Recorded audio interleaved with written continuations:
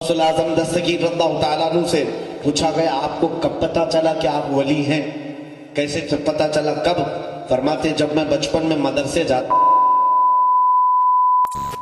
حاضری کے لیے جیسے ہی تاج الاولیاء کی بارگاہ میں پہنچا، قدموں کے پاس کھڑے ہو کر میں نے اپنی روح کو حاضر کر کے، سچ بتاؤں اولیاء کی بارگاہ میں حاضری کا ہمارا طریقہ ہی ہے، ہم ان کو حاضر و ناظر جانتے ہیں اور قبروں میں زندہ مانتے ہیں، بے شک بے شک کہ وہ ہمارے قلب کی طرف توجہ کر رہے ہیں۔ صرف اور صرف اتنی التجا کی تھی کہ آج بڑی دور سے تھکا آ رہا، آواز بلند کر کے آیا ہوں۔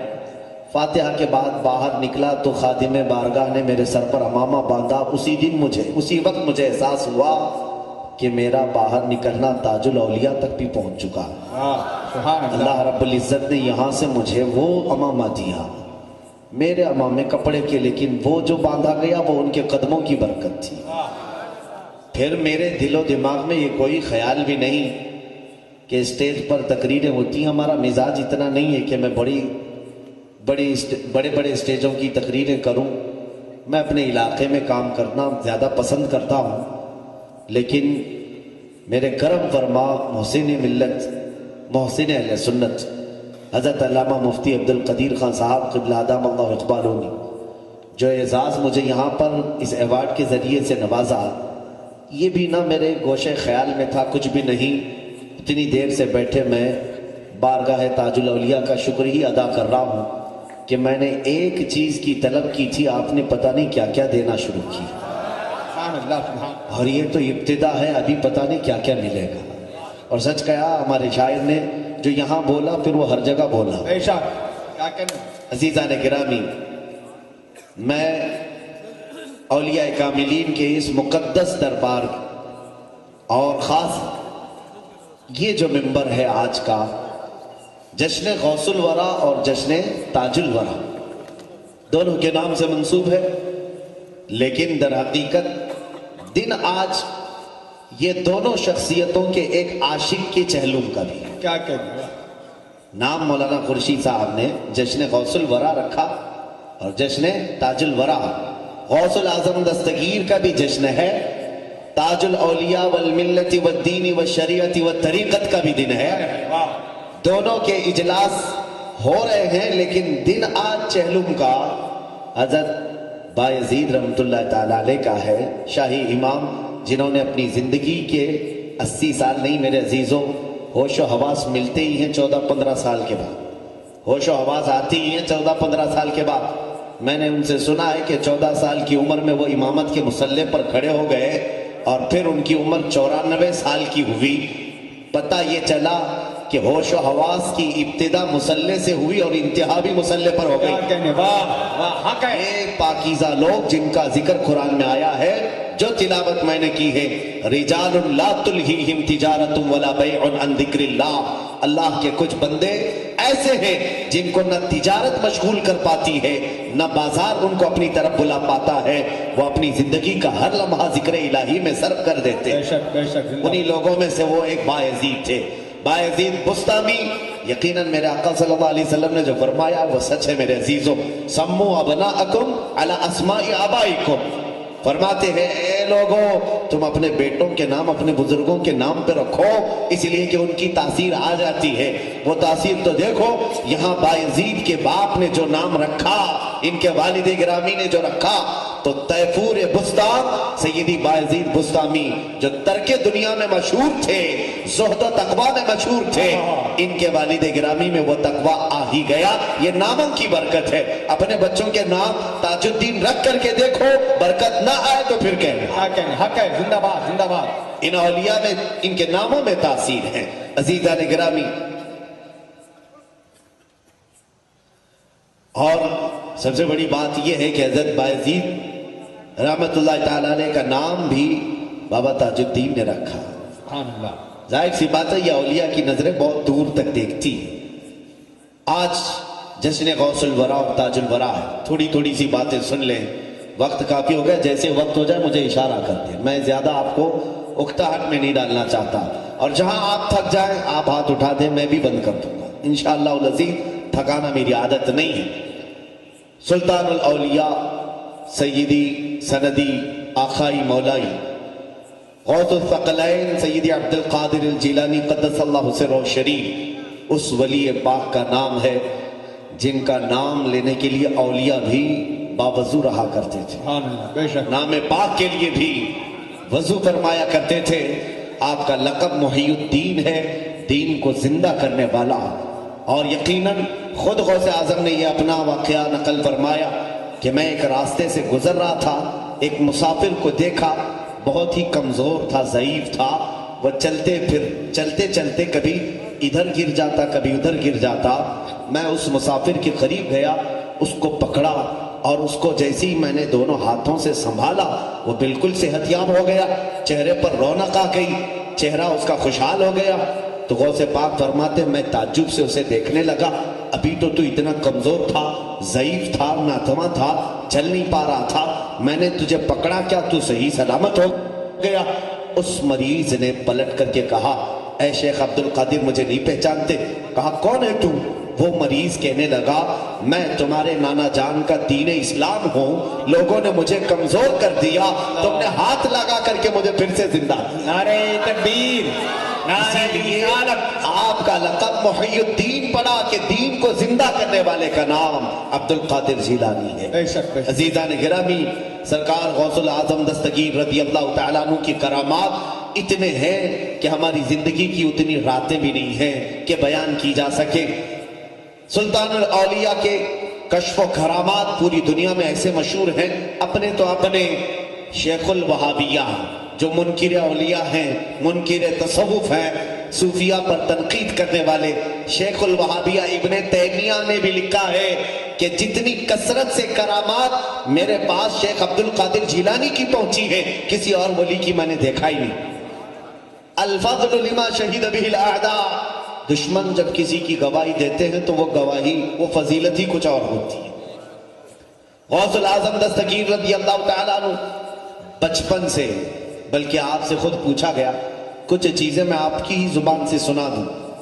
آپ نے اپنے قصیدے میں جو فرمایا، وجد کے عالم میں آپ نے ایک قصیدہ پڑھا جس کو آج قصیدہ غوثیہ کہا جاتا ہے.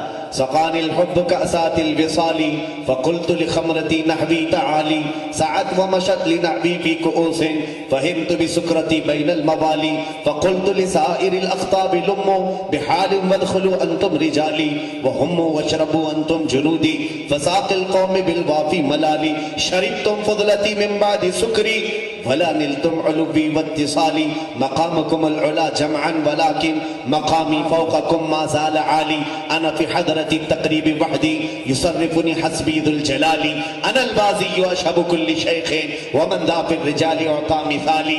پورا قصیدہ پڑھنے میں وقت لگ جائے گا لیکن اس قصیدے کے ایک ایک حرف میں ایک ایک موکل ہے. سبحان اللہ. غوث العظم رضی اللہ تعالیٰ عنہ کا ایک قصیدہ خود فرماتے ہیں تمام اولیاء کو مخاطب کر کے، اے گروہ اولیاء، میں نے جو جام معرفت پیا ہے، میری جام معرفت سے جو بچی تھی وہ تم نے پیا، اور اس کے بعد بھی اب تک تم میرے مقام کو نہیں پہنچ سکے. میں باز اشہب ہوں تمام اولیاء کا.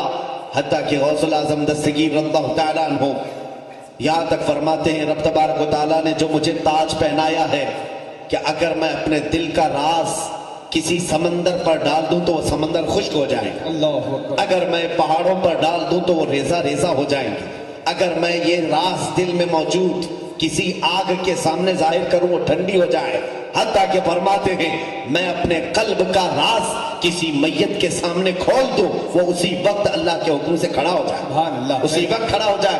اور اتنا ہی نہیں، فرماتے ہیں کہ جتنے دن اور جتنی راتیں اور جتنے مہینے ہوتے ہیں سب مجھ سے آ کر کے پہلے اجازت لیتے ہیں. شعبان کا مہینہ طلوع ہونے سے پہلے ہی آتا اور کہتا ہے اے سیدی عبد القادر جیلانی اب میں آنے والا ہوں، مجھے مہینے میں یہ واقعات ہونے والے ہیں. غوث العظم دستگیر اشارہ فرماتے ہیں، مہینے آگے چلتے رہتے ہیں. یہ مہینے بھی غوث العظم کی دستگیر کی बारगाह में हाजिरी देते हैं। हत्ता के गौस पाक फरमाते नज़रतु इला बिलादिल्लाहि जमअन का खरदलतिन अला हुक्म इत्तिसाली, मैं सारे शहरों को अल्लाह के ऐसे देखता हूँ जैसे हथेली में राई के दाने को देखता हूँ। बेशक सुभान अल्लाह। राई के दाने को जैसे देख रहा हूँ। आपने क्या फरमाया? अल्लाह के सारे शहरों को, अल्लाह के सारे शहरों को, ये नहीं फरमाया जमीन के सारे शहरों को। ये शहर नागपुर है, मुंबई है, पूना है, ये जमीन के शहर है। इसके अलावा फुक़हा ने, मुफस्सिरीन ने फरमाया ये जो तुम दुनिया देख रहे हो इस तरह की 18,000 आलम और हैं, 18,000 आलम और हैं। उन आलमों में कौन है, क्या है, कितने शहर हैं, हम में से किसको क्या मालूम? हमें मालूम नहीं, वो अल्लाह वाले जानते हैं। और गौसुल आजम दस्तगीर फरमाते हैं अल्लाह के जितने आलम हैं उसमें जितने शहर हैं, सारे शहरों को मैं राई के दाने के बराबर देख रहा हूं। बेशक सुभान हम अल्लाह। जानते हैं आप गौसे पाक रज़ियल्लाहु तआला अन्हु, आपका नसबनामा, माँ की तरफ से भी आप सैयद हैं, बाप की तरफ से भी आप सैयद हैं। मालूम होगा आपको रसूल करीम सल्लल्लाहु अलैहि वसल्लम के डायरेक्ट बेटे नहीं, डायरेक्ट पोते भी नहीं, डायरेक्ट पड़ पोते भी नहीं, तकरीबन 10 पुश्तों के बाद गौसे पाक का नाम आता है। 10 पुश्ते हैं गौसे पाक रज़ियल्लाहु ताला अन्हु, करीब करीब 10 और आगे पीछे। गौसे पाक रज़ियल्लाहु ताला अन्हु 470 के बाद की विलादत है आपकी, हुजूर के विसाल के, हुजूर सल्लल्लाहु ताला अलैहि वसल्लम के जमाने के 400 साल बाद की विलादत है। मैं यहाँ ये कहना चाहता हूँ मेरे अजीज, हुजूर की औलाद में से 10वीं पुश्त में आने वाला अब्दुल कादिर, 400 साल बाद आने वाला अब्दुल कादिर पूरी कायनात के शहरों को एक राई के दाने के बराबर देखता है, तो फिर रहमत आलम की निगाह का हाल क्या? जिंदाबाद। बहुत बेशक। उस रसूल मुख्तार सल्लल्लाहु ताला अलैहि वसल्लम की निगाह का हाल क्या होगा? फिर भी लोग कहते हैं उन्हें पीठ पीछे का इल्म नहीं था। जालिमों, जाओ किसी वली के पास बैठो, तुम्हें पता चलेगा, वली तुम्हें पूरी दुनिया का सच्ची सैर करा करके बता देगा कि हमारी जो नजरें हैं ये रसूल मुख्तार के जमाल का एक जर्रा है, और उनकी नजरों को मौला ने क्या क्या दिखाया वो जाने और उनका मौला जाने। बेशक क्या कहने था। जिंदाबाद जिंदाबाद। बहुत अज़ीज़ान गिरामी वक़ार, गौसुल आज़म दस्तगीर रज़ियल्लाहु ताला अन्हु से पूछा गया आपको कब पता चला कि आप वली हैं? कैसे पता चला, कब? फरमाते जब मैं बचपन में मदरसे जाता था तो मदरसे में हर दीवार से आवाज आती थी इफ़्सहू ली वलीयिल्लाह, इफ़्सहू ली वलीयिल्लाह। हर जगह से आवाज आती थी अल्लाह के वली के लिए जगह कुशादा कर दो, अल्लाह के वली के लिए जगह छोड़ दो। तो सारे लोग हट जाते थे और मैं बैठ जाता था। उस वक्त ये एहसास हुआ कि अल्लाह रब्बुल इज्जत ने कुछ खास इनायतें मुझ पर फरमाई। हत्ता कि गौसे पाक माँ के पेट से वली हैं, वो पैदाइशी वली हैं। बचपन की बात आप फरमा रहे हैं। देखिए यहाँ पर ताजुल वरा और गौसुल वरा दोनों का इंतखाब क्या कहने कैसे मिलाप है अभी मैं आपको बताऊं। औलिया की एक खास आदत ये है, दम जदन में ये इधर से उधर हो, उधर से इधर। क्या जहां में अहले ईमान मिस्ल खुर्शीद जीते हैं, इधर डूबे उधर निकले, उधर डूबे इधर निकले, अल्लाह। इनकी हालतें हैं।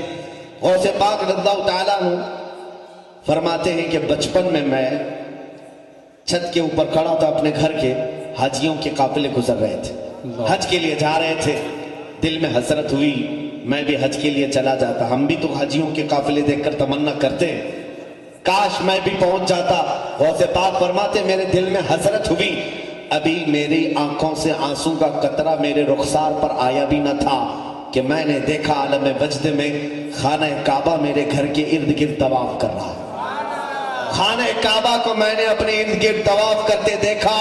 ये वो काबा नहीं जो सीमेंट और पत्थर से बने हुए काबे को, ये अहले बसीरत का काबा है जो अहलुल्लाह देखा करते थे। वो काबा औलिया के पास जाता था और गौसे पाक रज़ियल्लाहु ताला अन्हु ने अपने बचपन में देखा। इसीलिए इमाम अहले सुन्नत ने उनकी शान में ये फरमाया है, जहाँ सारे अख्ताब जहाँ करते हैं काबे का तवाफ, काबा करता है तवाफ़े दरे वाला थे। नारे तकबीर, नारे रिसालत, फैज़ाने गौस आज़म, अज़मते ताजुल औलिया, शाने ताजुल औलिया, अनवारे ताजुल औलिया, मसलके आला हज़रत। इसी तरह की बात ताजुल औलिया की बारगाह में भी। ताजुल औलिया یہ مجذوب صفت اور اس طرح جس کو کہتے ہیں کلندرانہ عادت ہے، جسے دنیا و مافیہ سے کوئی لینا دینا نہیں، لیکن در حقیقت انہی کی اس وقت حکومت بھی چلتی رہتی، حکومتوں سے بے نیاز لیکن حکومتیں بانٹنے والی یہی، بے شک ان کی عادتیں ایسی۔ ایک صاحب مدراس سے آئے اور غریب تھے، تاج الاولیاء کے پاس، میں نے پڑھا کافی پہلے ہی، آ کر کے کہا کہ حضور حج پہ جانا ہے، آپ کے پاس بڑے بڑے سیٹ لوگ آتے ہیں، راجے مہاراجے آتے ہیں، کسی سے پیسے دلواؤ اور مجھے حج کروا دو۔ بہت سارے لوگ نظر و نیاز دیتے ہیں، وہ اتنی ساری نظریں آپ بانٹ دیتے ہیں، میرے حج کے پیسوں کا انتظام کر دو۔ مرید دیوانے ہوتے ہیں جو حقیقت میں ہوتے ہیں۔ پکڑ لیا، بابا نے کہا ٹھیک ہے رہ جاؤ، یہیں پر رہو۔ کئی دن گزر گئے، کئی نذرانے بھی آئے، اور جب جب نذرانے آئے پورے آپ بانٹ دیں۔ وہ صاحب کہتے ہیں میں دیکھتا رہا، موٹے موٹے پیسے والے سارے چیزیں آئے، سب غربا مساکین میں بانٹ دیتے، میرے ایک کا حج کرا دیں تو بابا کو کیا ہوگا، کیا کمی ہوگی۔ حج کا مہینہ آ گیا، بلکہ فرماتے ہیں وہ صاحب فرماتے حج کا مہینہ شروع ہوا، سارے حاجی جا چکے تھے، اب حج کے دن بھی شروع ہوئے، میں تو مایوس ہوا اب کیا پہنچا ہے۔ لیکن جو کلندر کا کلندر ہوتا ہے وہ یقین ان کلندروں پر رکھتا بھی ہے۔ اس کے بعد وہ قدم پکڑتے اور کہتے ہیں اس سال کا حج تو چلا گیا، اگلے سال آپ پکا وعدہ کریں کہ مجھے بھیجیں گے۔ تاج الدین بابا رحمت اللہ تعالی علیہ مسکرائے اور اس کی پیٹھ پر ایک زوردار تھپڑ رسید کیا، پیٹھ پر مارا، آنکھ بند ہو گئی۔ فرماتے ایک نیم کے درخت کے نیچے میں بیٹھا تھا، اچانک میں دیکھتا ہوں کہ میں عرفات کے میدان میں پہنچا ہوں، عرفات کے میدان میں پہنچا ہوں، سارے حاجی احرام میں ہیں، میں احرام کے حالت میں ہوں، حج کے ارکان میں ادا کر رہا ہوں، تلبیہ پڑھا، کنکریاں مارا، طواف کیا، اور پھر میں نے جو ارکان حج تھے پورے ادا کیا، یہاں تک کہ سارے حاجی واپس آنے لگے۔ اس میں پتہ نہیں کتنا عرصہ بیت گیا، دل بھر کر کے میں نے طواف کعبہ کیا، دل بھر کر کے زمزم پیا، ساری چیزیں کیا، اور اس کے بعد زمانہ بیتنے لگا۔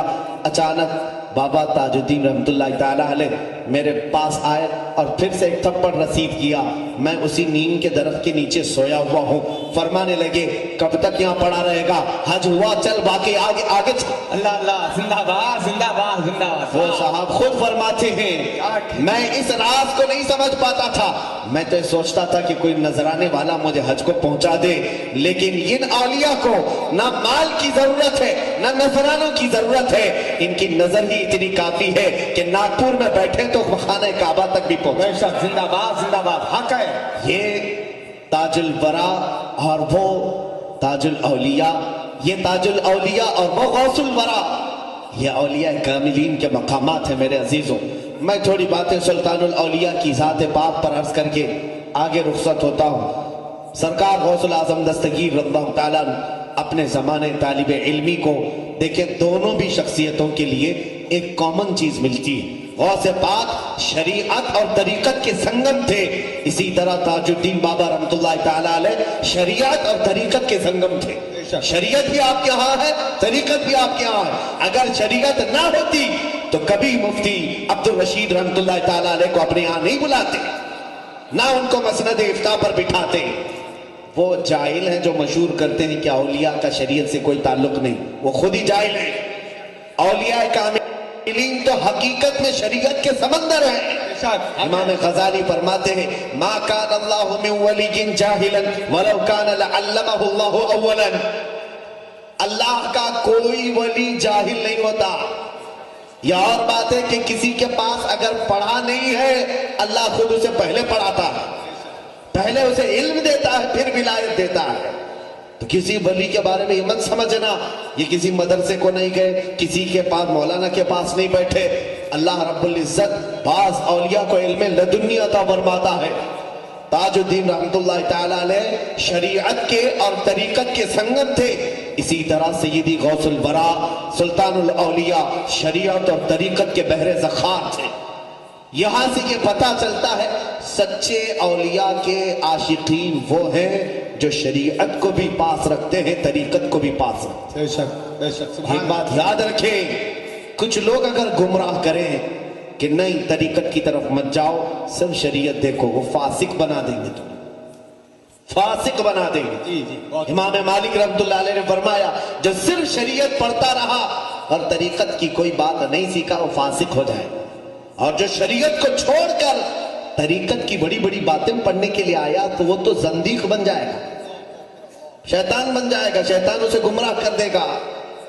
اور جو دونوں کو جمع کر دیا وہ اللہ تک پہنچ گیا، سبحان اللہ وہ رب تک پہنچ گیا، کیونکہ میرے عزیز شریعت مولانا لوگوں کی نہیں ہے، میرے آقا صلی اللہ علیہ وسلم کی، بے شک کیا رسول پاک کی ہے۔ بے شک اور اس دروازے کو چھوڑ کر رب کی معرفت کہاں سے ہوگی؟ بخدا خدا کا یہی ہے در، نہیں اور کوئی مفر مکر، جو وہاں سے ہو یہی آ کے ہو، جو یہاں نہیں تو وہاں نہیں۔ بے شک کیا کہنے زندہ باد زندہ باد رسول کریم صلی اللہ علیہ وسلم کی شریعت یہ در حقیقت میرے آقا کا دروازہ ہے، یہ چھوڑ کر معرفت تک نہیں پہنچ سکو گی۔ خیر، غوث پاک رضی اللہ تعالیٰ عنہ خود اپنے قصیدے میں فرماتے ہیں درست العلم حتی صرت قطبا ونلت السعد من مولا الموالی، میں علم حاصل کرتا رہا، علم حاصل کرتا رہا، یہاں تک کہ میں علم حاصل کرنے کے زمانے میں ہی قطبیت کے مقام کو پہنچ گیا، سبحان اللہ سبحان اللہ قطب بن گئے۔ غوث پاک زمانے طالب علمی میں قطب تھے، یہ علم حاصل کرتے کرتے آج ضرورت ہے طلبہ اسلامیہ کو جو مدارس میں پڑھتے انہیں بھی بتایا جائے کہ تم علم جو شریعت کا حاصل کر رہے ہو ساتھ ہی ساتھ قناعت کا، صبر کا، توکل کا، رضا کا، ثبات کا، استقامت کا پڑھو گے تو تم زمانے طالب علمی میں بھی مقام باطن حاصل کر لو۔ کیا کہنے بے شک بہت لیکن آج مدارس خالی ہو گئے روحانیت سے، مدارس خالی ہو گئے تصوف سے، بہت کم الا ماشاءاللہ کوئی ہوں گے، لیکن آج ایسا کر دیا گیا ہے کہ علماء شریعت کو الگ کر دیا گیا اور ان کو بے عمل بنایا جا رہا ہے، اور خانقاہیں الگ ہو گئیں جہاں شریعت کا کوئی علم ہی نہیں رہ گیا۔ میرے عزیزوں، یہ دونوں کے جمع کرنے کی آج بھی ضرورت ہے، جیسے حضور تاج الاولیاء نے اپنے آستانے پر جمع کیا۔ بہت اچھے بہت اچھے بہت وہ طریقت کے بحر سقار ہیں، بے شک وہ معرفت کا جام بھر بھر پینے نہیں پلانے والے ہیں، بے شک اس کے باوجود فقیہ اعظم ہند کو اپنے دربار میں بلا کر کے رکھا، ہائے ہائے واہ بلا کر کے رکھا بہت اچھا اور ان کو نوازتے بھی رہے۔ بے شک فقیہ اعظم ہند نے اپنی زندگی بھر افتاء کی مسند سنبھالے رہے، اور شہر ناگپور اس وقت مرکز تھا اس طور پر کہ بڑے بڑے علماء فقہ میں مفتی عبدالرشید رحمۃ اللہ علیہ سے رجوع کرتے تھے۔ آقا حضرت زندہ نعرہ تکبیر، نعرہ رسالت، فیضان تاج الاولیاء، فیضان حضور فقیہ اعظم، زندہ باد زندہ باد۔ ابھی حضرت سے میں ملاقات کیا، مفتی عبدالقدیر خان صاحب سے، پہلی ملاقات میں نے کہا کہ آپ کے والد اور آپ کے باپ کی کتاب پڑھے بغیر آج یہاں کوئی مولانا بھی نہیں بنتا، کوئی عالم بھی نہیں بنتا۔ ہم مدرسے میں جاتے ہیں، پہلی کتاب جو ہمیں پکڑائی جاتی ہے تسہیل المصادر، وہ مفتی عبدالرشید صاحب کی لکھی ہوئی آقا حضرت رحمت اللہ تعالیٰ علیہ، ان کی کتاب سے ابتدا ہوتی ہے۔ اس کا مطلب ہے کہ تمام علماء جو ہندوستان میں فارسی پڑھ کر کے ابتدا کرتے ہیں، چاہے وہ جامعہ اشرفیہ مبارک پور سے لے کر جتنے بھی بڑے ادارے ہوں، سب جگہ تسہیل المصادر ہے۔ علماء پڑھے ہوں گے نا، جی حضرت جی سارے پڑھے ہوں گے، سارے علماء ہندوستان کے، ان کو یہ جاننا چاہیے کہ ہمارے علم کی ابتدا تسہیل المصادر سے ہوئی۔ اس کا مطلب یہ ہے کہ فیض تاج الاولیاء سے علماء کی شروعات ہو رہی ہے، ارے کیا کہنے حضرت زندہ باد۔ علماء کی شروعات تاج الاولیاء کے فیض سے شروعات ہو رہی ہے، اور یہاں سے جب شروعات ہو رہی ہے تو پھر آپ دیکھیں کہ اگر ان کے دربار سے کوئی عالم وابستہ ہو گیا، اختتام کو تم کہاں سمجھ پاؤ گے، انتہا کو کیا سمجھ پاؤ گے؟ کیا کہنے حضرت بہت اچھا۔ عزیزان گرامی، مجھے فخر ہے اس بات کا، پڑھا ہوں کتاب تسہیل المصادر، لیکن مجھے یہ یقین ہے کہ تسہیل المصادر اگر مفتی عبدالرشید خان رحمۃ اللہ تعالیٰ علیہ کی لکھی ہے تو ان کے ہاتھ پہ جو قلم تھا، قلم ان کا تھا، سیاہی تاج الاولیاء ہے۔ اے زندہ باد زندہ باد زندہ باد۔ اسی لیے وہ کتاب اتنی مقبول ہے، اتنی مقبول ہے، میں خود سینکڑوں کو پڑھا چکا ہوں، میں پڑھائی نہیں پڑھا چکا ہوں، آج بھی پڑھا کر کے آئے، آج بھی وہی کتاب پڑھا کے آئے، پہلے مستقبل کا بیان، آج پڑھا کر کے آئے، میرے عزیزوں، یہ تقریباً فیض تاج الاولیاء پورے ہندوستان کے مدارس میں پھیلا ہوا ہے۔ پہلی بات یہ سن لیں کہ علم کو چھوڑ کر ہماری کوئی کامیابی نہیں۔ حتیٰ کہ غوث اعظم نے جب فرمایا کہ میں علم حاصل کرتے کرتے قطبیت کے مقام کو پہنچا، تو پھر آپ سب اگر عاشقان غوث ہیں تو پہلے علم کی طرف توجہ کریں۔ جہالت ہماری سب سے بڑی خرابی ہے۔ آج ہماری جہالت کا ہی پوری دنیا فائدہ اٹھا رہی ہے۔ بہت اچھا پیغام ہے۔ یہ ایک بات یاد رکھیں، یہ NRC اور CAA کا جو خطرہ لاحق ہے نا، اس کی وجہ بھی میں آپ کو بتا دوں، یہ جہالت ہے۔ یہ جو کالے قوانین کے خلاف آج جو پروٹیسٹ ہو رہا ہے، اس کے متعلق میں آپ کو ایک بات یہ صرف بتانا چاہوں، ہم کیوں ویروਧ کر رہے ہیں؟ دوسرے پتہ نہیں، یہ ہم کو کہہ رہے ہیں کانگریسی ہوں گے اس لیے راستوں پر آ گئے۔ پاگل نہیں آپ، ہم کو پکش وپکش یہ تمام کھیل نہیں کھیلنا ہے۔ میں محسوس کر رہا ہوں میرے عزیزوں، اس میں ہوگا کیا؟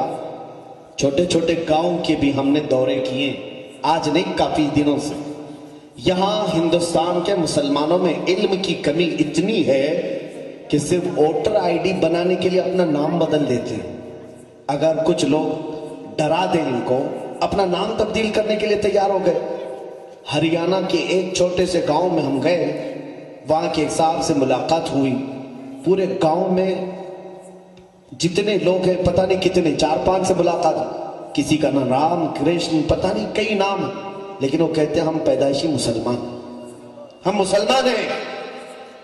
ایک دو نہیں کئی گھر ہیں۔ کہا سرپنچ سے ڈر کر کے، پنچایت سے ڈر کر کے اگر یہ نام نہ رکھیں تو نہ ہمارا ووٹر ID بنے گا، نہ آدھار کارڈ بنے گا، کچھ نہیں بنے گا۔ میرے عزیزوں، یہی مسئلہ آئے گا NRC میں۔ انہوں نے یہ کہا 1970 سے پہلے کے پروف جس کے پاس ہیں وہ انڈین مسلم ہے، آپ کو مان لیا جائے گا، اور جس کے پاس نہیں ہے اس کو کہا جائے گا پاکستان سے آیا، بنگلہ دیش سے آیا ہے، افغانستان سے آیا، تم گھسپیٹی ہو، جاؤ ڈیٹینشن سینٹر میں۔ یہ تمام چیزیں چل رہی نا آج، لیکن اس وقت کیا ہوگا جانتے ہیں آپ؟ یہ 25 کروڑ مسلمانوں کی آبادی میں سمجھتا ہوں شاید 15 کروڑ کے پاس کاغذات ہوں گے پتہ نہیں۔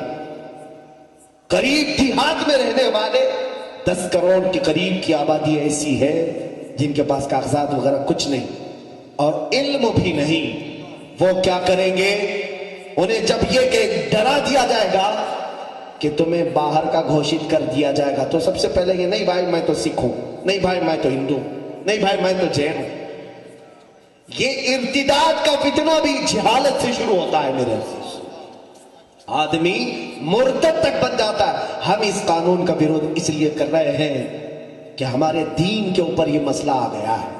بعد میں یہ جو مسلمانوں کو ارتداد کے فتنے سے کون بچائے گا؟ عزیزہ نگرامی، وقت کی نزاکت کو سمجھے۔ بہرحال میں موضوع سے ہٹنا نہیں چاہتا، لیکن بات یہاں جہالت کی آئی ہے تو مجھے بولنا پڑتا ہے کہ آج ہماری قوم میں سب سے زیادہ جہالت، اور یہ ہماری نہیں بلکہ کئی کمیٹیاں اس پر ریسرچ کر کے اپنی رپورٹ گورنمنٹ کو پیش کر چکی ہے۔ سب سے زیادہ جہالت، نہ کالجز میں ہمارا کچھ مقام، نہ مدارس اسلامیہ میں۔ پھر جاتے کہاں ہیں؟ کیا سارے کباب روٹی کھانے کے لیے ہوٹلوں پہ کھڑے رہتے، یا رات بھر انٹرنیٹ چلانے کے لیے PUBG گیم کے لیے تمہاری زندگی ہے؟ میرے عزیزو، آج نوجوان اکثریت کے ساتھ ہمیں تباہ کیا گیا ہے۔ سب سے زیادہ آج نشہ مسلمان قوم میں بیچا جا رہا ہے، سب سے زیادہ ہمارے محلوں میں فروخت ہو رہا ہے۔ تم نہیں جانتے کہ یہ در حقیقت ایک سازش ہے کہ تمہیں نکمہ بنا دیا جائے، تمہیں آوارہ کر دیا جائے، تم کسی کے بارے میں بولنے کی طاقت تک نہ رکھو۔ آج نہ اٹھے تو کل تمہیں مردوں میں شمار کیا جائے۔ ایک بات ہی یاد رکھ لے، جہالت سے توبہ کرے۔ ارے میرے عزیزو، علم کی کوئی عمر نہیں ہوتی۔ آج میری بات سے اگر آپ سہمت ہیں، آج بھی آپ پڑھ سکتے ہو، آج بھی پڑھ سکتے ہو۔ شیخ سعدی رحمت اللہ علیہ فرماتے 7 سال کے بعد تو میں نے پڑھنا شروع کیا۔ پڑھے ہوں گے، بہت کچھ پڑھے ہوں گے، لیکن وہ جس علم کے بارے میں فرما رہے ہیں، میری عمر بیت چکی تھی۔ 80 سال کی عمر میں پڑے ہوئے مشائخ کا بھی ذکر ہے ہمارے پاس۔ یہ عمر نہیں ہوتی، لیکن علم سے دور نہ جاؤ۔ علم اگر تمہارے پاس نہیں ہے تو تمہیں کوئی چیز پتہ نہیں ہوگی۔ ایسا ہی آدمی ہے جیسے ایک اندھیرے کمرے میں بیٹھا، کہیں سے اجالا نہیں، ساری کھڑکیاں بند، دروازے بند، تمہارے سامنے دو برتن لا کر کے رکھ دیے جائیں، ایک میں کیچڑ ہے اور ایک میں حلوہ ہے، دونوں میں ہاتھ پڑے گا کہ نہیں پڑے گا؟ کبھی کیچڑ کھائے گا، کبھی حلوہ کھائے گا، کیوں؟ دکھتا کچھ نہیں ہے۔ یہی مثال جاہل کی ہے، جب علم نہیں ہوتا حرام بھی کھاتا ہے حلال بھی کھاتا ہے، پتہ ہی نہیں ہوتا۔ علم ایک نور ہے جو اسے تمیز سکھاتا ہے، اخلاق سکھاتا ہے اور رب کی معرفت دکھاتا ہے۔ بے شک بے شک علم سے دور ہو کر کے کوئی ولایت کے مقام کو نہیں پہنچ سکتا۔ بے شک۔ آؤ سلطان الاولیاء غوث پاک کی بات بتاؤ۔ ان کی ماں نے آپ کو جب بغداد سے بھیجا، آپ کی عمر قریب 16-17 سال کی ہوگی، جب بغداد تشریف لائے تو فرماتے ہیں میرے پڑھنے کے زمانے میں ایسے حالات تھے کہ کئی دن تک میں فاقے کی گزارتا تھا۔ بڑے امیر لوگ پڑھتے تھے لیکن میرے پاس کھانے کی کوئی چیز نہیں رہ جاتی، اکثر ایسا ہوتا کہ میں درخت کے پتے کھا کر پورا دن گزارتا۔ کون کہہ رہا ہے؟ جس کے نام پر آج ہم بڑی بڑی 11ویاں کھا رہے ہیں۔ پڑھنے کے زمانے میں فرماتے پتے کھا لیتا۔ غوث پاک نے یہ بھی فرمایا کہ جب شدت کی بھوک لگتی تو میں دریائے دجلہ کے کنارے جاتا۔ کس لیے؟ فرماتے ہیں امیر لوگ کھانا کھا کر چھوڑ دیتے تھے، میں وہ دیکھنے کے لیے جاتا کہ اس میں سے کچھ کھا لوں۔ فرماتے ہیں ایک بار گیا دریائے دجلہ کے کنارے کہ لوگ چھوڑ چکے ہوں گے تو دیکھا مجھ سے پہلے 70 فقیر وہاں بیٹھے ہوئے۔ میری غیرت گوارا نہ کی کہ میں ان کا حق ماروں، بھوکا واپس آ گیا۔ یہ غوث پاک کے زمانے طالب علمی کی بات۔ آج مزے سے بوٹیاں روٹیاں کھا کر کے بھی ہم ایک شریعت کا مسئلہ نہیں سیکھنا چاہتے، قرآن کی ایک آیت نہیں پڑھنا چاہتے۔ ہم کیسے عاشقان اولیاء میں شامل ہیں میرے عزیز؟ بیداری یہ پیدا کرو کہ تمہارا بچہ یہ نہیں کہ دوسرے نعرے لگائیں، بلکہ ہمارے مشائخ نے نعرہ دیا آدھی روٹی کھائیں گے بچوں کو پڑھائیں گے، بچوں کو پڑھائیں گے، اس لیے کہ علم کے بغیر کوئی بھی چیز نہیں دنیا میں۔ یہ میرے آقا صلی اللہ علیہ وسلم کا فیض ہے میرے عزیزوں۔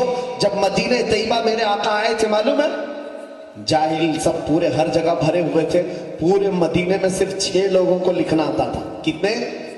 6 لوگوں کو خالی لکھنا آتا تھا۔ رسول کریم صلی اللہ علیہ وسلم 10 سال اپنی ظاہری زندگی بتائیں مدینہ طیبہ میں۔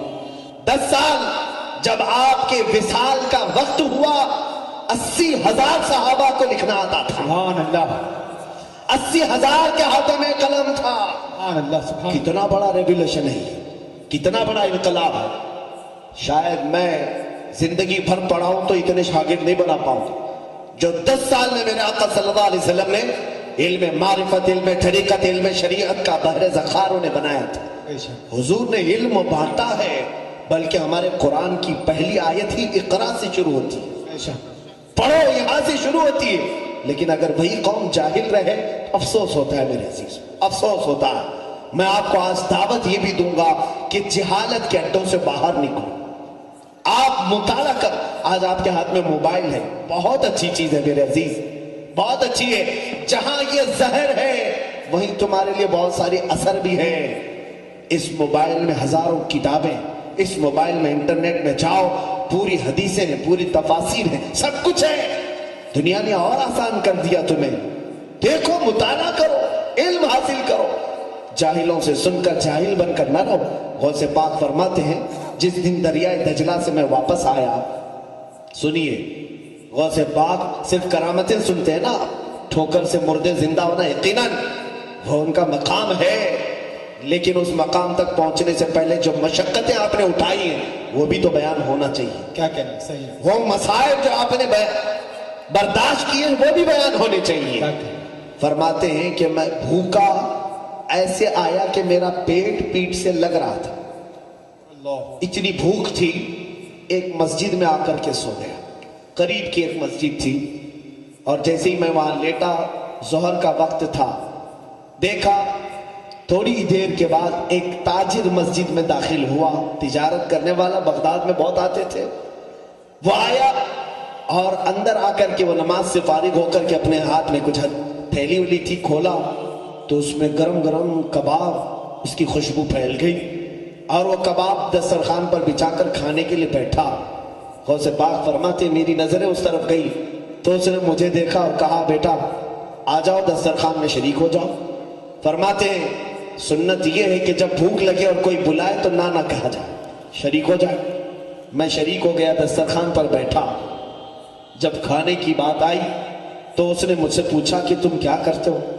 کہا میں پڑھتا ہوں، یہاں پر طالب علم ہوں۔ تو اس نے چونک کر کہا بہت اچھا ہوا کہ ایک طالب علم سے میری ملاقات ہوئی، میرا ایک مسئلہ تم سالو کر دو گے، حل کر دو گے؟ کہا بولے آپ کا کیا مسئلہ ہے؟ وہ تاجر کہتا ہے در حقیقت میں جیلان سے آیا ہوں، جیلان سے آیا ہوں جو غوث پاک کا مادری وطن ہے، جہاں آپ کے پیدا ہوئے۔ کہتا ہے میں جیلان سے آیا ہوں، تجارت کی غرض سے آیا تھا، تجارت میں بہت لاس ہو گیا، سب لٹ گیا۔ لیکن ایک بات ہے کہ میں جب جیلان سے نکل رہا تھا تو ایک بہت ہی عفت شعار خاتون ہے ہمارے شہر کی، جس کا نام فاطمہ ام الخیر ہے۔ سبحان اللہ، یہ غوث پاک کی ماں ہے، سبحان اللہ۔ فاطمہ ام الخیر، بڑی پردہ نشین خاتون ہے۔ اس نے میرے ہاتھ کچھ درہم بھجوائے، اس نے یہ کہا کہ میرا بیٹا عبد القادر بغداد میں پڑھ رہا ہے، اس تک یہ پہنچا دو۔ تو میں وہ لے کر کے تو آیا، لیکن یہاں اتنے دن رہا، تجارت میں پورا خسارہ ہو گیا، مال ختم ہو گیا۔ اخیر میں میرے پاس صرف وہی درہم بچے تھے، بھوک کی اتنی شدت تھی کہ انہی درہموں سے میں ایک کباب خرید کر کے لے آیا۔ یہ جو ابھی کھا رہا ہوں یہ اسی بچے کے پیسوں کے کباب ہیں، میں وہ کھانے کے لیے بیٹھا ہوں۔ تم مجھے یہ مسئلہ بتاؤ، کیا میرا یہ کباب کھانا ابھی جائز ہے؟ غوث پاک نے فرمایا ہاں جائز ہے، کباب کھانا آپ کے لیے جائز ہے۔ کھا لیے، پورا کباب کھانے کے بعد اس نے پوچھا یہ مسئلہ مجھے بتاؤ کہ آپ نے کہاں پڑھا ہے کسی کے بھی کباب کو کھانے کی آپ اجازت کیسے دے سکتے ہیں؟ غوث پاک نے فرمایا جس عبد القادر کو تم ڈھونڈ رہے ہو وہ عبد القادر میں۔ اللہ اکبر، اللہ۔ وہ شرمندہ ہو گیا، کہا کہ پہلے بتائے ہوتے تو میں سارے کباب تمہارے حوالے کر دیتا، اس کے تم ہی مالک تھے۔ غوث پاک نے فرمایا میں کسی کو کھلانے کے وقت اسے شرمندہ کر کے کھلانا نہیں چاہتا۔ اللہ اکبر، یا اولیاء کی شان ہے تو دیتے بھی ہیں تو احسان نہیں جتاتے، ہاں بے شک بے شک۔ مجھے شرمندگی نہ ہو۔ عزیزہ نے گھرا بھی غوث پاک اپنے طالب علمی کے زمانے کی حالات بیان کر رہے ہیں، کباب بھی کھا لیے، پیسے بھی ختم ہوئے، پوری زندگی اسی طرح کی چلی، حتیٰ کہ اتنی مشقتیں آپ نے اٹھائی۔ ایک روایت میں نے سنی تھی بزرگوں سے، غوث الورا فرماتے ہیں ایک وقت ایک تاجر آیا بغداد میں، مجھ سے ملاقات کیا اور کہا تم عبد القادر ہو؟ کہا تمہاری ماں بڑی بیمار ہے اور بیوہ، پتہ نہیں اس کے گھر کی دیکھ بھال کون کرتا ہے، کبھی وہ باہر نہیں نظر آئی، وہ بیمار ہے، ہم نے محلے کی خواتین سے سنا ہے۔ غوث پاک کو رقت طاری ہو گئی، اپنی ماں کی یاد آ گئی، کئی سال بیت چکے تھے بغداد میں، رونے لگے، برداشت نہیں ہوا تو رات کو ہی سامان اٹھایا اور نکل پڑے۔ ماں بیمار ہے، غوث پاک اپنی ماں سے ملاقات کرنے کے لیے جو سفر کیے، جیلان سے بغداد کا سفر میرے عزیزوں آج کے زمانے میں بھی پوری مکمل فاسٹ گاڑیوں سے بھی کرو گے تو تمہیں 2 دن لگ جائیں گے، 2 سے 3 دن لگ جائیں گے۔ وہ زمانہ مہینے بھر کی مسافت کا تھا۔ جب جیلان پہنچے اپنے پرانے گھر، رات کا وقت تھا، دروازہ کھٹکھٹایا، ماں اندر سے ہلکے ہلکے قدموں سے آئی، آواز آئی کون ہے؟ کہا عبد القادر۔ ماں نے اپنے بیٹے کا یہ لہجہ سنا، ظاہر سی بات ہے کس ماں کا کلیجہ نہیں دہل جائے گا، اپنے اتنے دیر کے بعد آئے ہوئے بچے کو کون نہیں دیکھنا چاہتی ماں؟ لیکن پہلا سوال اس فاطمہ ام الخیر نے یہ کیا، بیٹا عبد القادر تعلیم مکمل کر کے آئے یا ادھوری چھوڑ کے آئے؟ دروازہ کھولے بغیر پہلا سوال یہ، کروڑوں سلام تربت ام الخیر پر جو غوث کی ماں ہے۔ غوث پاک نے باہر سے کہا ماں ابھی تعلیم مکمل تو نہیں ہوئی لیکن تمہاری یاد ستانے لگی، آ گیا کہ ملاقات کر لوں پھر میں واپس چلا جاؤں گا بغداد۔ ماں نے اندر سے کہا عبد القادر ملاقات کی ضرورت نہیں، جاؤ تمہاری اور ہماری ملاقات انشاءاللہ قیامت کے دن ہوگی۔ فرماتے ہیں ماں نے دروازہ نہیں کھولا، میں الٹے پاؤں واپس پلٹ آیا، بغداد آیا، گھر تک پہنچ کر ملاقات نہیں کی۔ بغداد جب واپس آیا تو تعلیم حاصل کرتا رہا، یہاں تک کہ ایک بار پھر ایک جیلان کا تاجر آیا، مجھ سے ملاقات کیا اور اس نے کہا عبد القادر مہینہ ہو گیا تمہاری ماں کا انتقال ہو چکا، جنازہ ہم نے پڑھا اور دفن کر دیا۔ یہ ہے غوث الورا کی طالب علمی کی زندگی۔ آج ہم آرام دہ بستروں میں سو کر کے سوچتے ہیں سارا علم ہمارے دماغ میں ایسی ڈل جائے۔ وہ بڑے بڑے اولیاء تاج الدین بابا رحمۃ اللہ تعالیٰ علیہ کیا کہیں پڑھے نہیں تھے؟ یہ بھی اپنے اساتذہ کے پاس وقت بتائے ہیں۔ اولیاء کاملین اس کو عیب نہیں سمجھتے کسی استاد کے پاس زانو ادب طے کرنے کو۔ غوث الاعظم دستگیر رضی اللہ تعالیٰ عنہ علم شریعت اتنے دنوں تک حاصل کرتے رہے، اس کے بعد فرماتے ہیں 40 سال جنگلات میں میں نے دن گزارے ہیں، اور وہ بھی کس طرح سے؟ انگور کے ایک دانے سے سحری کرتا اور پانی سے تھوڑے سے پانی سے افطار کرتا، پوری اتنے سال بتائے۔ اور اس کے بعد غوث پاک رضی اللہ تعالیٰ عنہ مخلوق خدا کی ہدایت کے لیے شہر میں آئے، اور وہ بھی یوں ہی نہیں آئے۔ فرماتے ہیں میں آیا، مسجد میں سویا بغداد میں نے دیکھا خواب میں میرے آقا تشریف لائے، کہا عبد القادر اٹھو نصیحت کرو لوگوں کو۔ کہا یا رسول اللہ صلی اللہ علیہ وسلم میں عجمی ہوں، فارسی زبان والا ہوں، یہ عرب ہیں، میری زبان سمجھیں گے؟ حضور پاک صلی اللہ علیہ وسلم نے فرمایا اپنا منہ کھولو۔ میں نے منہ کھولا تو حضور نے 7 بار میرے منہ میں اپنا لعاب ڈالا۔ تھوڑی دیر گزری تھی، میں بھی لیٹا تھا، مولا علی کرم اللہ وجہہ الکریم آئے، کہا عبد القادر منہ کھولو۔ میں نے منہ کھولا تو 6 بار مولا کائنات نے اپنا لعاب پاک میرے منہ میں ڈالا۔ میں نے پوچھا میرے آقا نانا نے 7 بار دیا، آپ نے 6 بار؟ کہا ادب کی وجہ سے کہ میں برابر نہ ہو جاؤں، اللہ واہ، برابری نہ کروں۔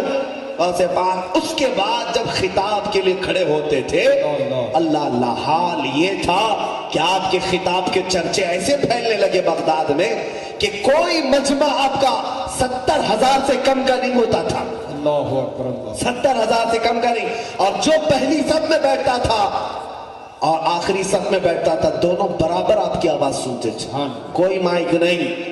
اور پھر لکھا ہے بہجت الاسرار شریف میں بھی کہ غوث پاک کا کوئی بھی خطاب، کوئی بھی اجتماع ایسا نہیں ہوا کہ جس اجتماع کے بعد اس اجتماع میں سے لوگوں کے جنازے نہ اٹھے۔ اللہ اکبر، ہر خطاب کے بعد کتنوں کی روح چلی جاتی عالم وجد میں، کتنے بے ہوش گرے رہتے تھے، کتنے اپنے کپڑے پھاڑ لیتے تھے، توبہ کرتے تھے۔ بس زبان کی بلا کی تاثیر تھی میرے عزیز، غضب کی تاثیر تھی، حتیٰ کہ جو زبان سے نکلتا تھا وہ دلوں میں ایسا پیوست ہوتا کہ زندگی بھر کے لیے وہ نقش کر لیتا تھا۔